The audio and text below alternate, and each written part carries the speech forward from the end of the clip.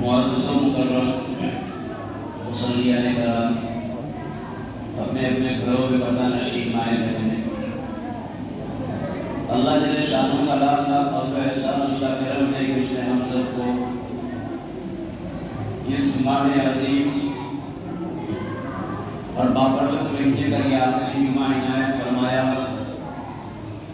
اور اس مقدس اور بابرکت جمعہ تک ہمیں باحیات رکھا۔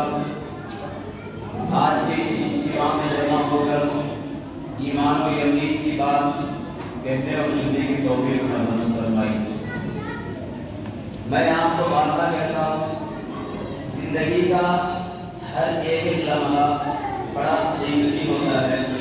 اللہ رب العزت کسی شخص کو کسی کام کی اگر فرصت مہیا کرا دے تو یہ اللہ کا بہت بڑا فضل ہے، اس کا احسان ہے، اس کا کرم ہے۔ آپ ذرا غور کیجیے، ماہ رمضان کے آنے سے پہلے بہت سارے ساتھی آپ کے ساتھ تھے، آپ اور آپ کے ساتھی سب مل کر کے اس ماہ عظیم کا انتظار کر رہے تھے۔ بعض ایسے ہوئے کہ وہ ماہ رمضان تک پہنچ نہ پائے، دنیا سے چل بسے۔ بہت سے ایسے ہوئے جو ماہ عظیم کو آپ کے ساتھ ساتھ پہنچے، لیکن چند ایام دنیا میں گزارنے کے بعد وہ بھی اس دار پانی سے چلے گئے۔ پھر بعض ایسے بھی ہوئے جو آخری عشرے تک آپ کے ساتھ آئے، لیکن اس آخری عشرے کے اندر وہ اس دار پانی سے پردہ کر گئے، وہ اللہ کے دربار میں اللہ رب العزت سے جا ملے۔ اور بہت سے ایسے بھی انسان اس زمین پر ہوں گے اور ہوئے ہیں جنہوں نے ہماری اور آپ کی طرح عید کی تیاری مکمل کر لی ہوگی۔ ان کے کپڑے نئے بن گئے ہوں گے، ان کے لیے عطر، چپل، جوڑے، ٹوپی، ہر ایک چیز کا انتظام ہو چکا ہوگا۔ اب وہ منتظر ہوں گے کہ کب عید کا چاند نظر آئے اور ہم عید کریں، لیکن ان کی یہ امید پوری نہ ہو سکی ہوگی اور مالک حقیقی کے دربار میں وہ جا کر اپنے رب سے مل چکے ہوں گے۔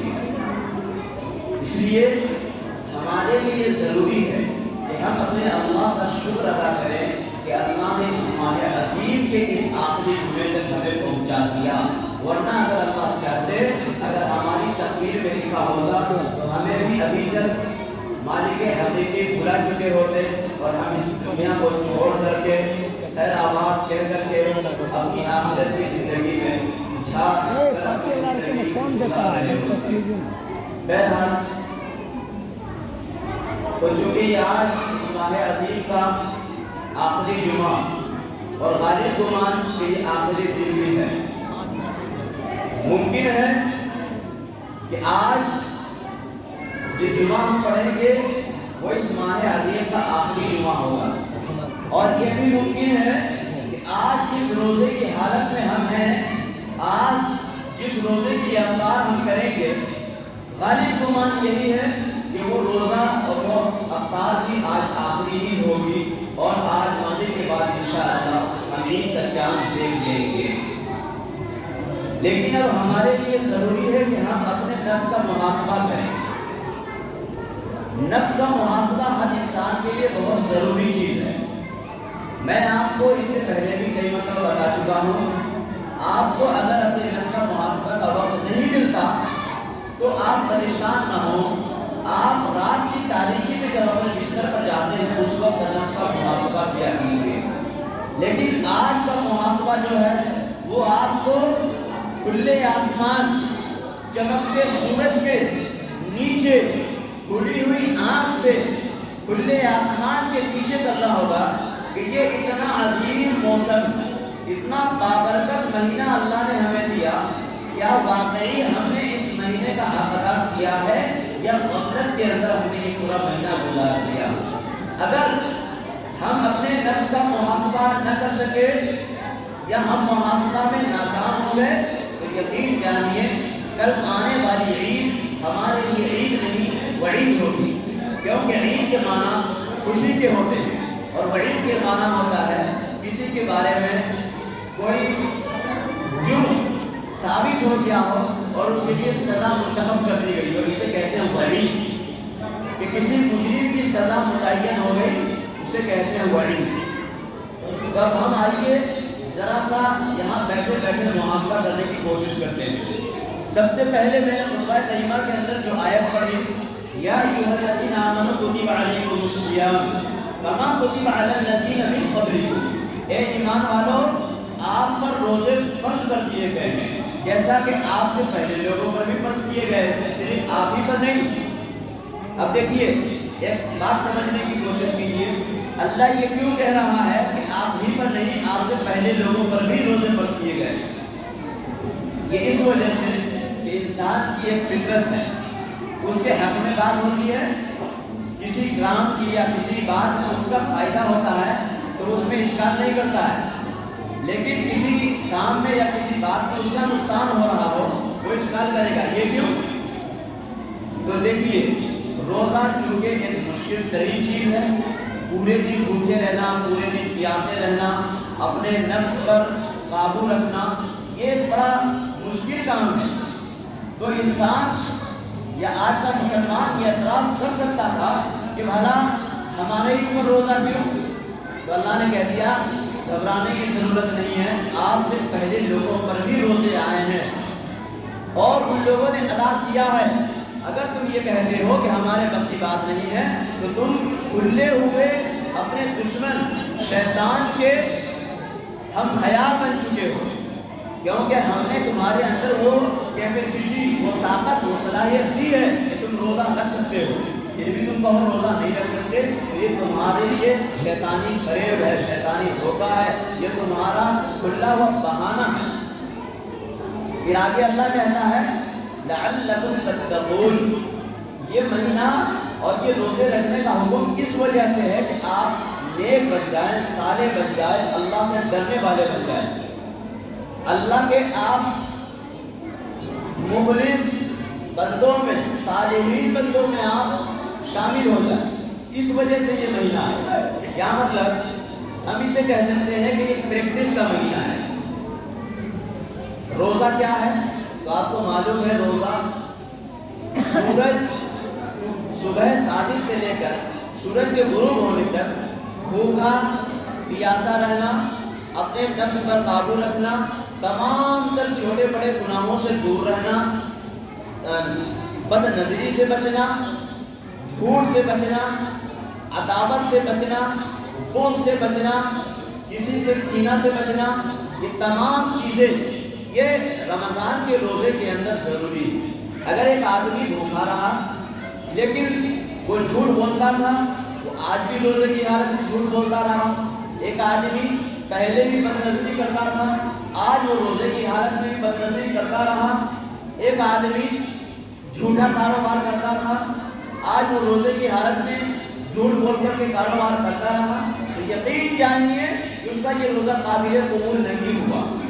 اس کا یہ پیاسا رہنا، بھوکا رہنا، فقط پیاسا رہنا اور بھوکا رہنا ہے، اللہ اسے کبھی قبول نہیں فرمائیں گے۔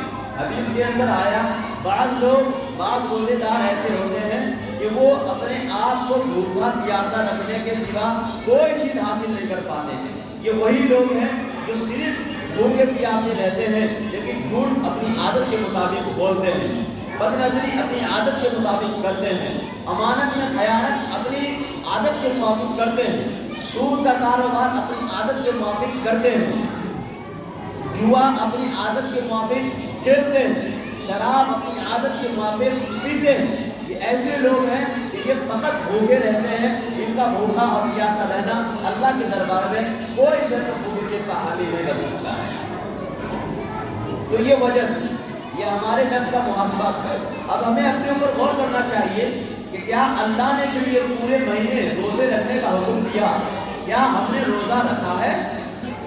تو ہم میں سے بعض حضرات شرمندہ ہو جائیں گے، ان کی پیشانی جھک جائے گی، ان کی زبان لڑکھڑا جائے گی، ان کا دل کپکپاہٹ سے گھبرائے گا، ہمارے خشیت کے دھڑکنے لگے گا، کیونکہ انہیں پتا ہے کہ ہم نے روزہ نہیں رکھا ہے۔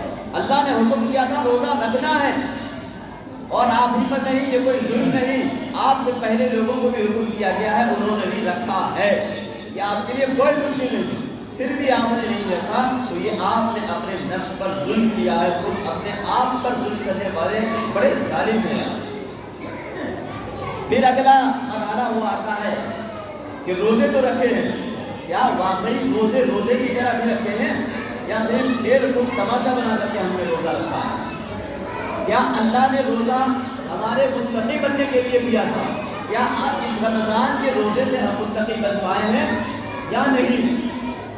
یہ ماہ رمضان اس لیے آیا تھا کہ اگر کوئی آدمی بد نظری کرتا ہے تو اس ماہ رمضان میں اس قدر محنت اور مشقت سے بد نظری سے بچے کہ وہ رمضان کے بعد بھی بد نظری سے بچا ہی رہ جائے۔ ایک آدمی جھوٹ بولتا ہے، وہ اس ماہ مبارک میں جھوٹ سے اتنا پرہیز کرے کہ وہ ماہ رمضان کے بعد بھی جھوٹ سے بچا ہی رہ جائے۔ ایک آدمی امانت میں خیانت کرتا ہے، وہ ماہ رمضان میں اس قدر اہتمام سے خیانت سے بچے کہ وہ ماہ رمضان کے بعد بھی خیانت سے بچتا ہی رہ جائے۔ ایک آدمی شرابی ہے، وہ ماہ رمضان میں شراب سے اس قدر دور رہے کہ وہ رمضان کے بعد بھی شراب سے دور ہی رہ جائے۔ ایک آدمی جو جوا باز ہے، وہ رمضان میں اس قدر اہتمام سے جوئے بازی سے اپنا دامن بچائے رکھے کہ وہ رمضان کے بعد بھی اپنے آپ کو جوئے بازی سے بچائے رکھے۔ اگر واقعی ایسا ہوا ہے تو ہمارا یہ روزہ، ہمارا یہ مہینہ کامیاب ہے، اور اگر خدا نخواستہ ہمارے اندر یہ صفات نہیں آئی ہے، ہم پہلے کی طرح آج بھی جھوٹے ہیں، آج بھی پہلے کی طرح مکار ہیں، آج بھی پہلے کی طرح شراب نوش ہیں، آج بھی پہلے کی طرح ہم جوا باز ہیں، آج بھی ہم زنا کار ہیں، تو یقین جانیے یہ مہینہ اور یہ روزہ، یہ تراویحاں، یہ اعتکاف، یہ دعائیں، یہ شب قدر کوئی ہمارے کام نہیں آ سکتی ہے، کیونکہ جس قدر اہتمام سے ہمیں یہ ماہ مبارک گزارنا چاہیے تھا، ہم نے اس انداز سے، اس قدر اہتمام سے یہ ماہ مبارک نہیں گزارا ہے، یہ ہماری طرف سے قابل قبول نہیں ہے۔ دوسری بات، یہ مہینہ کیا تھا؟ شہر رمضان الذی انزل فیہ القرآن ھدی للناس وبینات من الہدی والفرقان، کہ اللہ اعلان کرتا ہے یہ وہ مہینہ ہے کہ جس کے اندر ہم نے قرآن کریم کو نازل کیا ہے، یعنی ایک تحفہ ہم نے آپ کو دیا ہے، اور یہ ایسا تحفہ ہے جو لوگوں کے لیے ہدایت ہے، ہدایت، اور یہ لوگوں کے لیے حق و باطل کے درمیان فرق بیان کرنے والی کتاب ہے۔ اب ہمیں غور کرنا چاہیے، یہ رمضان کا مہینہ، قرآن کا مہینہ، اور ہم نے اس مبارک مہینے میں قرآن کتنا پڑھا ہے؟ ہمیں اپنے آپ پر غور کرنا پڑے گا، فکر کرنی پڑے گی، اپنے نفس کا محاسبہ کرنا پڑے گا۔ کیا ہم نے رمضان میں کبھی قرآن کھول کے دیکھا یا قرآن پڑھنے کی کوشش کی؟ قرآن پڑھنا نہیں آتا تھا، کسی حافظ کو بیٹھا کر کے قرآن ہم نے سنا، یا کسی قاری قرآن کو پڑھتے دیکھ کر کے اس کے قریب جا کر کے ہم نے بیٹھ کر کے قرآن سنا؟ ہرگز نہیں سنا۔ ہم اپنے آپ پر ظلم کرنے والے بڑے ظالم ہیں۔ قرآن کا مہینہ، اور قرآن سے ہم نے کوئی ہدایت حاصل نہیں کی، کوئی دل لگی نہیں کی، کوئی محبت نہیں رکھی۔ قرآن سے ہم نے اس مبارک مہینے میں، اس قرآن کے ہی مہینے میں قرآن سے کوئی تعلق نہیں رکھا، کوئی رشتہ نہیں رکھا، تو بھلا ہمارا یہ رمضان کیسے کامیاب ہو سکتا ہے؟ یہ مبارک مہینہ اتنا اہم مہینہ تھا کہ ہمارے حضور خود اس مہینے میں جبریل علیہ السلام کو بلا کر کے دور فرمایا کرتے تھے، قرآن جبریل کو سنایا کرتے تھے، جبریل حضور کو سنایا کرتے تھے، صحابہ ایک دوسرے کو سنایا کرتے تھے، بیابان میں قرآن کی تلاوت گنگنایا کرتے تھے، صحرا میں قرآن کی تلاوت گنگنایا کرتے تھے، اور تمام صحابہ اور صحابیات کے گھر قرآن کی تلاوت سے گونج اٹھا کرتے تھے۔ شہر کا وقت ایسا ہوتا تھا کہ آسمان تک قرآن کی صدائیں جایا کرتی تھی۔ وہ واقعی مسلمان تھے، قرون اولیٰ کے مسلمان تھے، انہوں نے واقعی رمضان کا اور قرآن کا حق ادا کیا تھا، لیکن ہم اور آپ ایسے ضلالت اور گمراہی کی کھاٹی میں جا کر کے گر گئے ہیں کہ قرآن کے مہینے میں بھی قرآن سے ہم نے دل لگی اور محبت پیدا کرنے کی کوشش نہیں کی۔ آپ کو یہ بھی معلوم ہے کہ قرآن پڑھنے نہیں آتا، لیکن قرآن کو صرف کھول کر کے دیکھنا، اس کے اوراق پر انگلی پھیرنا، یہ بھی باعث ثواب ہے۔ قرآن کو چومنا، یہ بھی ثواب ہے۔ قرآن کو سینے سے لگانا، یہ بھی ثواب ہے۔ قرآن کو احترام سے اٹھانا یہ بھی ثواب ہے، قرآن کو محبت کی نظر سے دیکھنا یہ بھی ثواب ہے، لیکن ہم نے ان تمام نیکیوں میں سے ایک بھی نیکی کو سر انجام نہیں دیا ہے، اس لیے ہم اپنے اوپر ظلم کرنے والے بڑے ظالم ہیں۔ اللہ ہمیں خدا کی قسم کبھی معاف نہیں کرے گا۔ ہم نے قرآن تراویح میں جیسے تیسے سنا، جیسا حق تھا تراویح میں بھی سننے کا وہ بھی نہیں سنا، سب کا حق تھا سننے کا، سب نے ہرگز نہیں سنا، 20% نے سنا، انہوں نے بھی دل جمعی سے محبت سے نہیں سنا، انہوں نے ایک رسم کے طور پر سنا اور چاہتے یہ تھے کہ یہ 1 پارہ 1.5 پارہ 1 گھنٹے میں ہی ختم ہو جائے، جبکہ قرآن کا حق یہ ہے کہ قرآن کو ترتیل کے اعتبار سے پڑھا جائے، جیسا جبریل حضور پر لے کر کے نازل ہوا کرتے تھے، قرآن کو اس انداز سے پڑھا جائے، اگر اتنا ٹھہر کر کے نہ ہو تو اس انداز سے تو ضرور پڑھا جائے کہ قرآن کے تجوید کی رعایت ملحوظ رہے اور لوگوں کو سننے والوں کو قرآن کے الفاظ سمجھ میں آ سکے۔ آپ کے حافظ قرآن نے، آپ کے امام تراویح نے، آپ کے قاری قرآن نے اپنی طرف سے مکمل کوشش کی، لیکن بعض لوگوں کی ناراضگی کی وجہ سے اس نے کبھی جلدی بھی کی ہوگی، اس کا ثواب ہر اس شخص کو، ہر اس فرد کو اس کا گناہ ملے گا جس نے یہ خواہش کی ہوگی کہ قرآن تیز پڑھا جائے، جلد پڑھا جائے۔ اس لیے کہ قرآن آہستہ محبت سے غور و خوض کے ساتھ تفکر کے ساتھ پڑھی جانے والی کتاب ہے۔ اگر اسے آپ نے تراویح میں جلد بازی میں سننے کی کوشش کی ہے تو خدا کی قسم آپ نے قرآن کے ساتھ زیادتی کی ہے، قرآن کے حق کو آپ نے پامال کیا ہے۔ اگلی بات آئیے، اب سب سے بڑا انعام اللہ دیتا ہے، اِنَّا أَنزَلْنَاهُ فِي لَيْلَةِ الْقَدْرِ وَمَا أَدْرَاكَ مَا لَيْلَةُ الْقَدْرِ۔ اللہ بیان کرتا ہے کہ ہم نے اسی مبارک مہینے کے اندر ایک قدر والی رات اتاری ہے۔ پھر اللہ سوال کرتا ہے کہ آپ جانتے ہیں کہ یہ قدر والی رات کیا ہے؟ نہیں جانتے، اللہ خود اس کا جواب دیتا ہے، لیلۃ القدر خیر من الف شہر، کہ قرآن یہ لیلۃ القدر وہ مبارک رات ہے جو 1000 مہینوں سے بہتر اکیلی یہ رات ہے۔ اس میں ہوتا کیا ہے اللہ اس کو بھی بیان کرتا ہے تاکہ میرے بندے غلط فہمی میں نہ رہ جائیں، کس کی فضیلت ہے اللہ بیان کرتا ہے، تنزل الملائکۃ والروح فیہا لیں گے آپ جمہوری کہ فرشتے اور جبریل امین کھڑا ہو کر میں لگے یہ سب اس رات کے اندر نازل ہوتے ہیں، اللہ کے حکم کے طور پر نازل ہوتے ہیں، اپنی منمانی سے نہیں، اللہ انہیں حکم دیتا ہے، اللہ کے حکم سے وہ نازل ہوتے ہیں، زمین پر اترتے ہیں، سلام ہی حتی مطلع الفجر، اور اللہ کے ہر اس بندے پر وہ طلوع فجر تک یعنی صبح سحری کا وقت ختم ہونے تک سلام بھیجتے رہتے ہیں۔ جو اللہ کے بندے کھڑے یا بیٹھے یا اللہ کے سامنے اللہ کے دربار میں سجدہ ریز ہو کر کے اللہ کی عبادت کر رہے ہوتے ہیں، وہ تمام کے تمام فرشتے اور جبریل امین ان پر سلامتی کی دعائیں کرتے ہیں، ان کے لیے مغفرت کی دعائیں کرتے ہیں، ان کی دعاؤں پر آمین کہتے ہیں، ان کی آمین کے ساتھ اپنی آمین کو ملاتے ہیں۔ اتنی مقدس رات تھی، اللہ نے ہمیں 5 موقع دیا، 21ویں رات کو موقع دیا کہ ہم اس میں اس رات کو ڈھونڈ لیں، لیکن ہماری بدقسمتی کہ ہم نے اس رات کو موبائل چلانے میں، غفلت میں، بات کرنے میں، چوک چوراہوں پر جاگے رہنے میں گزار دیا، لیکن اللہ کے دربار میں آنے کی جرات نہ کی۔ اللہ نے پھر 23ویں شب کو وہ موقع عنایت کیا، پھر ہمیں اسے گوا دیا۔ اللہ نے 25ویں شب کو وہ موقع عنایت کیا، پھر ہم نے گوا دیا۔ اللہ نے پھر 27ویں شب کو وہ موقع عنایت کیا، ختم قرآن ہوا 25ویں شب کو۔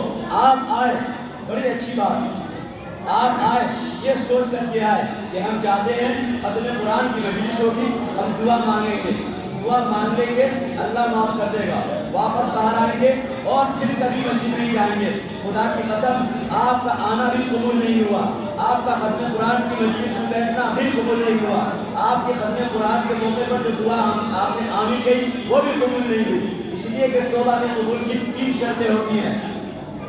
پشیمانی یہ لازمی چیز ہے، پشیمانی یعنی کہ پچھلے جتنے گناہ ہوئے اس پر آدمی شرمندہ ہو، واقعی اسے اس چیز کا درد ہو کہ یار میں بڑا گنہگار ہوں، بڑا خطا کار ہوں، بہت میں نے گناہ کیا، یہ پہلی شرط ہے۔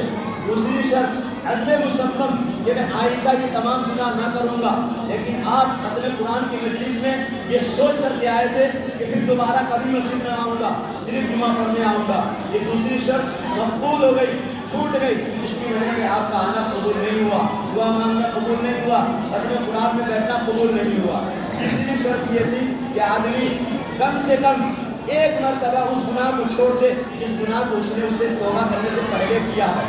آپ نے ظہر کی، عصر کی، مغرب کی، عشاء کی اور فجر کی نماز ختم قرآن سے پہلے والے دن بھی نہیں پڑھی تھی اور ختم قرآن کے بعد والے دن بھی نہیں پڑھی ہے۔ اس سے پتہ چلا کہ آپ نے تیسری شرط کو بھی چھوڑ دیا، اس لیے آپ کا آنا بھی قبول نہیں، آپ کا دعا مانگنا بھی قبول نہیں، آپ کا آمین کہنا بھی قبول نہیں، ختم قرآن کی مجلس میں بیٹھنا بھی قبول نہیں۔ اس طریقے سے ہم نے تمام تر اللہ کے دیے ہوئے موقع کو گوا دیا۔ آج ہم اس مہینے کی اس دہلیز پر بیٹھے ہیں جہاں ہمیں انعام اور اکرام سے نوازا جاتا، لیکن ہم نے اپنے اعمال بد کی وجہ سے اپنے انعام کو ٹھکرا دیا، ضائع کر دیا، برباد کر دیا، ناکام ہو گئے، ذلیل رسوا ہو گئے، اللہ کے فرشتوں کے بددعا کے ہم مستحق بن گئے۔ جبریل کی بددعا جو منبر رسول پر کی گئی اور منبر رسول پر چڑھتے ہوئے رسول اللہ نے اس بددعا پر آمین کہی، اس کے مستحق ہو گئے۔ جبریل علیہ السلام اللہ کے نبی کو دیکھتے ہیں کہ وہ مسجد کے محراب پر منبر پر چڑھ رہے ہیں خطبہ دینے کے لیے۔ جبریل امین بددعا فرماتے ہیں، اس میں سے ایک بددعا یہ ہوتی ہے کہ ہلاک اور برباد ہو جائے وہ شخص جسے ماہ مبارک ملے اور اس ماہ مبارک کی قدر کر کے اس میں عبادات کر کے اپنے آپ کو اللہ کا نیک صالح بندہ نہ بنا لے، اپنے آپ کو بخشش کا مستحق نہ بنوا لے، وہ ہلاک ہو جائے۔ اللہ کے نبی نے کہا آمین، یعنی میں بھی یہی بددعا کرتا ہوں کہ وہ آدمی ہلاک ہو جائے۔ آپ اور ہم غور کریں کہ کیا ہم نے اللہ سے اپنے گناہوں کی بخشش کروا لی؟ کیا ہم نے کوئی ایسی عبادت پورے مہینے میں کی ہے جس سے ہم امید لگا سکتے ہو کہ اللہ نے ہمیں معاف کیا ہوگا؟ ہرگز نہیں۔ نماز ہم نے نہیں پڑھی، تراویح ہم نے نہیں پڑھی، روزہ ہم نے نہیں رکھا، بائی چانس رکھا تو جیسا روزہ رکھنا تھا ویسا ہم نے نہیں رکھا۔ جس نے تراویح پڑھی بھی اس نے اس انداز کی تراویح نہ پڑھی جیسی پڑھنی چاہیے تھی۔ ماہ مبارک کی یہ مقدس راتیں ملی، جو اس نے کرنا تھا وہ ہم نے ہرگز نہیں کیا۔ بھلا ہم کس منہ سے اللہ کے دربار میں یہ کہہ سکتے ہیں کہ یا اللہ ہم نے ماہ مبارک کو پایا، ہماری مغفرت فرما دے؟ ایسا ہرگز نہیں ہو سکتا۔ میں ایک مثال دے کر کے سمجھانے کی کوشش کرتا ہوں، آپ کو سمجھ میں آئے گی بات۔ ایک فیکٹری ہے، کسی شخص کی، کسی بڑے آدمی کی فیکٹری ہے، اور آپ کو معلوم ہے کہ بڑی بڑی فیکٹریوں کی چھٹی جون جولائی کے مہینے میں 1 مہینے کی ہوتی ہے۔ اس موقع پر آدمی کسی ٹھنڈے موسم کی جگہوں میں جا کر کے سیر و تفریح کیا کرتے ہیں۔ جو آدمی جو ہیلپر اس کمپنی اس فیکٹری میں پورے سال کام کرتے ہیں ریگولر، چھٹی کے وقت انہیں بونس دیا جاتا ہے۔ وہ جو کام انہوں نے کیا پورے مہینے وہ تو کیا ہی، ہر مہینے 11 مہینے کی تنخواہ انہیں ملے گی، لیکن وہ چھٹی کا جو وقت ہے اب بونس بھی ملے گا۔ بھائی ہماری کمپنی کو اس پورے سال میں اتنے لاکھ روپے کا بینیفٹ ملا ہے، یہ اتنی جگہ ہم ڈیوائڈ کرتے ہیں تو ہر آدمی کو اتنا پہنچتا ہے، یہ آپ کی تنخواہ سے ماسیوا، یعنی تنخواہ جو ہے وہ آپ کی الگ ہے، یہ ہماری طرف سے آپ کا انعام ہے۔ لیکن ایک آدمی جو پورے سال ڈیوٹی پر نہ آیا ہو، جس نے کام نہ کیا ہو، جو فیکٹری میں کبھی اپنے وقت پر نہ آیا ہو، اور پھر وہ بونس والے دن آئے تو کیا اسے مالک بونس دے گا یا الٹے جوتے مار کر اسے اپنے دربار سے باہر نکالے گا؟ آپ خود سوچئے، آپ اس سوال کا جواب آپ اپنی زبان سے دیجیے۔ کیا اس آدمی کو بونس ملے گا یا تھنکار ملے گی؟ تھنکار ملے گی۔ بونس اسے ملتا ہے جس نے پورے سال کام کیا ہے، اس آدمی جو تھنکار نہیں کیا تو بونس کس چیز کا؟ یہ حال آج کے دن ہمارا ہے کہ اللہ کا برسنے والا انعام اور اکرام تو اللہ کے ان بندوں کے لیے برس رہا ہے جنہوں نے واقعی رمضان کو رمضان کے انداز میں گزارا ہے۔ ہم اور آپ کم وقت لوگوں نے رمضان کو ضائع کر دیا۔ اللہ کے ہم پر تھنکار ہے، پھٹکار ہے، اللہ کے فرشتوں کی لعنت ہے ہمارے اوپر۔ لیکن آنے والا دن، اب آنے والا دن دیکھیے، آنے والا دن یوم العید، یوم الجزا، یوم الحساب، یوم الانعام، یوم الاکرام کا دن ہوگا۔ اس دن فرشتوں سے اللہ سوال کرے گا میرے فرشتوں بتاؤ اس مزدور کی کیا مزدوری ہے جس نے اپنا کام پورا کر دیا ہو؟ فرشتے جواب دیتے ہیں یا مالک الجلال والاکرام ایسے بندے جس نے اپنی مزدوری پوری کر دی، جس نے اپنا کام پوری امانت داری کے ساتھ مکمل کر دیا، اسے وقت ہونے سے پہلے اس کا انعام، اس کی مزدوری دے دینی چاہیے۔ لیکن آپ غور کیجیے کہ یہ انعام اس آدمی کے لیے جس نے اپنا کام پورا کیا، اور جس آدمی نے اپنا کام نہ پورا کیا، کیا اسے مزدوری ملتی ہے شام میں؟ ہرگز نہیں ملتی ہے۔ جس آدمی نے پورے 12 گھنٹے کام کے لیے اپنا ذمہ لیا، میں 12 گھنٹے کام کروں گا، پھر اس نے 4 گھنٹے ریسٹ مار دیا، کیا مالک اس کو پورے دن کی دہاڑی دے گا؟ ہرگز نہیں دے گا، 4 گھنٹے کا پیسہ کاٹے گا۔ جس آدمی نے پورے مہینے نوکری کی، ماہانہ تنخواہ پہ نوکری کی، اس نے 5 دن چھٹی مار دی، کیا پورے 30 دن کی اسے تنخواہ ملے گی؟ ہرگز نہیں ملے گی، 5 دن کاٹ لی جائے گی۔ کیا ہم اور آپ اس ماہ مبارک کو کما حقہ ادا کر پائے ہیں یا نہیں؟ اگر ادا کیا ہے تو واقعی کل کا دن ہمارے لیے یوم العید ہوگا، یوم المسرت ہوگا، یوم الجزا ہوگا، یوم الانعام ہوگا، یوم الاکرام ہوگا۔ اور اگر خدا نہ خواستہ ہم نے اس ماہ مبارک میں کسی طرح کی کوئی غفلت برتی ہوگی، کوئی کمی چھوڑی ہوگی، کوئی خامیاں چھوڑی ہوگی، تو یہ دن ہمارے لیے یوم العید نہیں، یوم الوعید ہوگا۔ یہ ہمارے لیے یوم الانعام نہیں، یوم الابتلاء ہوگا۔ یہ یوم الاکرام نہیں، یوم العزیہ ہوگا۔ یہ دن ہمارے لیے تباہی اور بربادی کا دن ہوگا۔ بہرحال یہ وقت رفتہ رفتہ چند گھڑیاں باقی ہیں، یہ ماہ رمضان کی ابھی چلی جائیں گی۔ یہ ماہ مبارک جو اللہ نے ہمیں دیا تھا کہ ہم سے چلا جائے گا، ایک مرتبہ شام ہوگی، ایک مرتبہ سورج غروب ہوگا، ایک مرتبہ آسمان پہ چاند نظر آئے گا، یہ ماہ مبارک ہم سے چھوٹ چکا ہوگا۔ پھر کیا معلوم کہ آئندہ سال ہمیں نصیب ہوگا یا نہ ہوگا۔ آپ نے اپنے ہاتھوں سے اس ماہ مبارک سے پہلے جس طرح کئی جنازے دفنائے ہیں، شاید ہمیں بھی کوئی اگلا رمضان آنے سے پہلے دفنا چکا ہوگا۔ اللہ کے دربار میں آج ابھی اسی وقت توبہ کیجیے، الہ العالمین تیری بارگاہ میں ہم گنہگار، خطا کار، غفلت میں رمضان گزارنے والے ظالم بندے بیٹھے، مولا تجھ سے یہ دعا مانگتے ہیں، جو بھی کمیاں خامیاں ہوئی ہیں مولا اپنے فضل و کرم سے معاف فرما۔ یہ ماہ مبارک ہمیں ملا تھا، بڑے انعام اور اکرام کا مہینہ تھا، لیکن یہ ہماری بدقسمتی کہ ہم نے اسے ضائع کر دیا، برباد کر دیا۔ اس کی مقدس راتوں کو ہم نے گنوا دیا، جو لمحات اللہ نے اس میں مبارک رکھے تھے ہم نے انہیں غفلت میں برباد کر دیا۔ اللہ سے دعا کیجیے اللہ ہمیں معاف فرمائے۔ زندگی کا کسی کا کوئی بھروسہ نہیں ہے۔ کیا آپ نے اپنے ہاتھ سے کوئی جنازے رمضان کے اندر نہیں دفنا دیے؟ آپ ان کا دل چیر کر کے آج دیکھ لیجیے، ان کے دلوں کے اندر ہزاروں خواہشیں ہوں گی، عید مناؤں گا، بیٹے پوتے کے ساتھ مناؤں گا، بیوی بچیوں کے ساتھ مناؤں گا، نئے کپڑے میرے بھی ہوں گے، ان کے دل میں یہ خواہش ہوگی، نئے جوتے ہمارے پاس بھی ہوں گے، ان کی بھی یہ خواہش نہیں ہوگی، عید کے دن عید گاہ جاؤں گا، میں اپنے احباب دوستوں سے گلے ملوں گا، مصافحہ کروں گا، میں اپنے بچوں کو عید ملوں گا۔ یہ تمام تر خواہشات ایک باکس بنے ہوئے، ایک ڈھیر بنے ہوئے، ایک کوٹری بنے ہوئے اس کے دل کے اندر ہوں گے۔ اس نے بڑے لمبے خواب دیکھے ہوں گے، عید گزر جائے گی، عید کے بعد پھر دوبارہ کمانا شروع کروں گا، میں گھر بناؤں گا، بچی کی شادی کروں گا، میں اپنے بیٹے کی شادی کروں گا۔ بہت سارے خواب اس نے اپنے دل کے اندر لیے ہوئے ہوں گے، لیکن آج آپ نے اپنے ہاتھوں سے اسے زیر زمین دفنا دیا ہے۔ اس لیے میں آپ سے گزارش کرتا ہوں کہ زندگی کا ایک لمحے کا کوئی بھروسہ نہیں، کب لقمہ اجر ہو جائے، کب ہماری یہ پریشانی والی آنکھ بند ہو جائے، کب ہماری روح اس دار فانی سے قبض ہو کر کے دار بقا کی طرف کوچ کر جائے، کسی کو کچھ معلوم نہیں۔ اس گھڑی زندہ ہے، اگلی گھڑی مر چکے ہوں گے، آج زندہ ہے کل مر چکے ہوں گے، آج کا جمعہ پڑھ رہے ہیں اگلا کا جمعہ قبرستان میں ہوگا، کسی کو کچھ نہیں پتا۔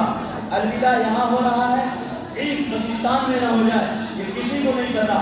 لیکن اتنا ضرور تھا کہ جو لمحات ہمیں ملے ہیں وہ بڑے قیمتی تھے، وہ بہت باعزت تھے، بامکرم تھے، وہ ہمیں اللہ کی عبادت کے لیے مہیا کیے گئے تھے، لیکن ہم نے انہیں غفلت میں گزارا ہے۔ اللہ ہمیں معاف کرے، کہیں ایسا نہ ہو کہ ہم اس یوم العید کے دن یوم الوعید کے مستحق بن جائے۔ خدا کی قسم بعض لوگوں کو ہم نے کہتے ہوئے عید والے دن سنا ہے کہ عید کے جیسا لگ نہیں رہا ہے، وہ مزہ، وہ رونق نہیں ہے۔ میں کہتا ہوں اللہ کی قسم تم نے رمضان کو رمضان کے طور پر نہیں گزارا ہے، اس لیے آج تمہارے چہروں پر، تمہاری عقل پر ہوائیں اڑی ہوئی ہے، دھجیاں اڑی ہوئی ہے، تمہیں عید نہیں لگ رہی ہے، کیونکہ تم نے رمضان کو رمضان کے طور پر نہیں گزارا ہے۔ عید اس آدمی کے لیے ہوتی ہے جس نے رمضان کو رمضان سمجھ کے گزارا ہوتا ہے، یہ ہر آدمی کے لیے عید نہیں ہوتی ہے۔ جس طریقے سے انعام، جیسے آپ اور آسانی کے ساتھ سمجھیے نا، بالکل آسان سے سمجھاتا ہوں۔ آپ سب ایک کمپنی کے ورکر ہیں، مہینے کی آخری تاریخ میں سب آدمی جائیں گے اپنا حساب لینے کے لیے، کیا ہر آدمی وہاں سے خوش ہو کر کے آئے گا؟ ہرگز نہیں آئے گا۔ جس نے پورے مہینے کام کیا ہوگا وہ واقعی خوش ہو کر کے آئے گا، اسے پوری سیلری دی جائے گی، پورے مہینے کی پوری تنخواہ دی جائے گی۔ لیکن اس آدمی کے بیچ میں کبھی ایک دن بھی ناغہ کیا ہوگا، اس کا ایک دن کا پیسہ کٹے گا اور اس کے دل میں یہ رنج ہوگا کہ میرا ایک دن کا دہاڑی، میری ایک دن کی قیمت کٹ چکی ہے، ایک دن کا پیسہ میرا کم ہو چکا ہے۔ یہی حال ہمارے دلوں کا ہے۔ جس نے رمضان کو کما حق گزارا وہ عید والے دن مکمل خوش رہتا ہے کہ آج عید ہے، آج اللہ نے یہ دن ہمارے لیے کیا ہے، یہ بڑا مقدس دن ہے۔ لیکن جس آدمی نے رمضان کو رمضان کے طور پر نہیں گزارا ہوتا ہے کہ عید اس کے لیے ذلت و رسوائی کی باعث بنتی ہے، اسے کوئی خوشی نہیں ہوتی، کوئی فرحت اور مسرت اسے اور کوئی شادمانی میسر نہیں ہوتی ہے۔ بہرحال میں آپ سے کہنا یہی چاہ رہا تھا کہ شاید یہ دن بھی آخری دن، جمعہ تو آخری جمعہ ہے ہی، شاید یہ دن بھی آخری دن ہے، لیکن ہم نے جو غفلت میں زندگی گزار دی، ہمیں اللہ کے دربار میں توبہ کرنی ہوگی۔ ابھی بھی موقع ہے، میں آپ کو بتا دوں ابھی بھی موقع ہے، خدا کے واسطے میرے ہاتھ جوڑ کے آپ سے جمعہ سے ابھی بھی آپ کے پاس موقع ہے، ابھی بھی آپ اپنی کمیوں کو، خامیوں کو دور کر سکتے ہیں۔ میں آپ کو بتاؤں، آپ سفید کرتا پہن کر کے، لمبی داڑھی رکھ کر کے، امامہ باندھ کر کے اللہ کو ہرگز دھوکہ نہیں دے سکتے۔ اللہ آپ کے کپڑوں کو نہیں دیکھے گا، اللہ آپ کے جمعہ میں آنے کو نہیں دیکھے گا، اللہ آپ کی لنگی اور ٹوپی کو نہیں دیکھے گا، اللہ آپ کی داڑھی کو بھی نہیں دیکھے گا، اللہ آپ کی مسلمت کے بعد کرنے کو بھی نہیں دیکھے گا، اللہ آپ کے اعمال کو چیک کرے گا، آپ کے دل کو دیکھے گا، آپ کے نامہ اعمال میں کیا ہے اسے دیکھے گا، آپ نے کیا کرتوت دنیا میں سر انجام دیے ہیں اللہ اسے دیکھے گا۔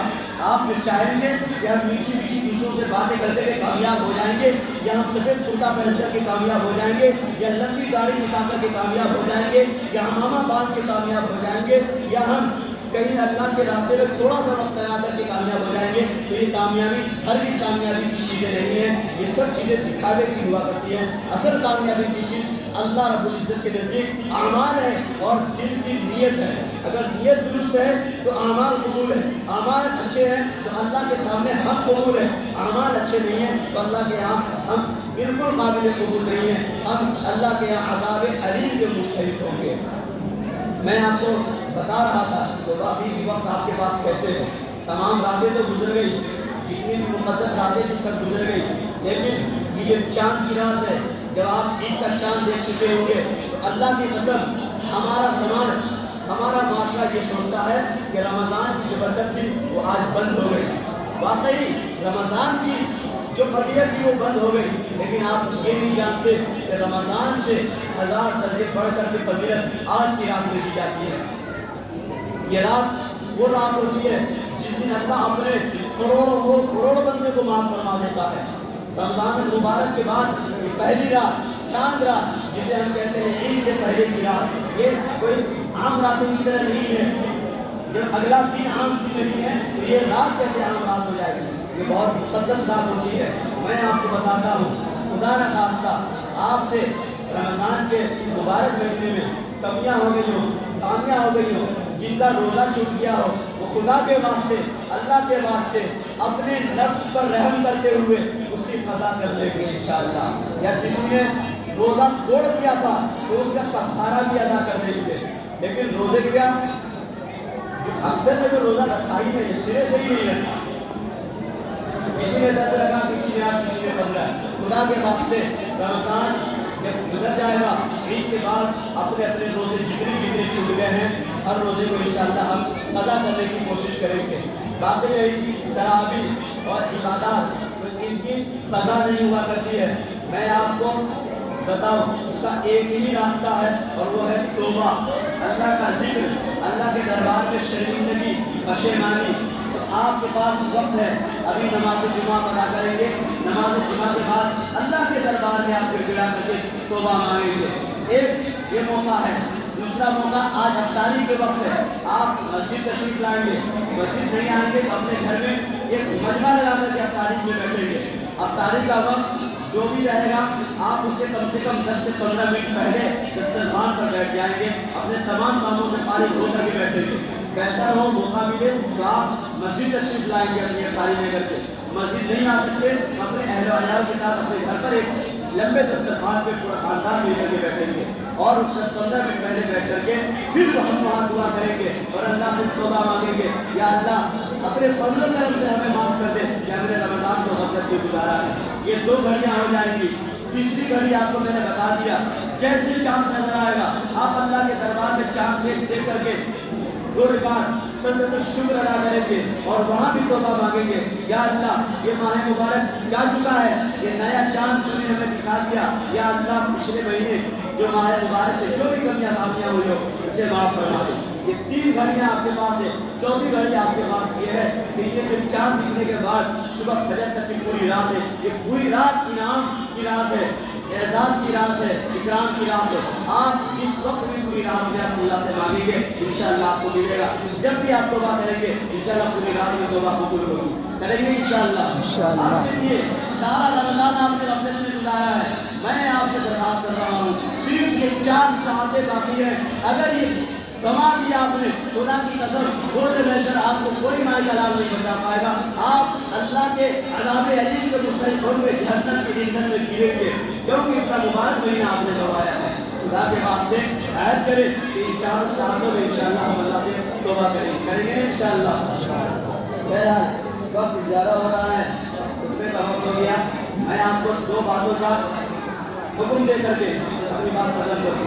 ایک صدقۃ الفطر جسے ہم کہتے ہیں صدقہ فطرہ، فطرہ کا پیسہ، یہ ہر آدمی کے اوپر اپنی طرف سے، ہر خاتون کے اوپر اس کی اپنی طرف سے، ہر آدمی پر اپنے نابالغ بچے کی طرف سے صدقہ فطر ادا کرنا ضروری ہوتا ہے۔ اس کا وقت نماز عید سے پہلے ہے، شروع ہے، جاری ہے، کبھی بھی دے سکتے ہیں، لیکن نماز سے پہلے دینا افضل ہے، نماز کے بعد بھی دے سکتے ہیں۔ کم سے کم ایک آدمی کے حق میں 60 روپے، کم سے کم، اس سے کم کوئی گنجائش نہیں، 59 بھی دیتے ہیں تو کوئی گنجائش نہیں، 60 روپے کم سے کم دینا ہے۔ تو یہ کام آپ کل صبح تک انشاءاللہ ضرور ادا کر لیں گے، کریں گے انشاءاللہ۔ اپنی طرف سے، اپنے نابالغ بچوں کی طرف سے، اپنے بالغ بچے جو آپ کی ملکیت میں ہیں ان کی طرف سے، آپ کی ملکیت میں الگ ہے، وہ بیچارہ اپنا سمجھے گا، اس کو اپنا الگ ہے، اور ہر خاتون کو بھی اپنی طرف سے۔ اب اس کا شوہر چاہے تو دے سکتا ہے، اس کا باپ چاہے دے سکتا ہے، لیکن ہر خاتون پر اپنی اپنی طرف سے الگ ہے۔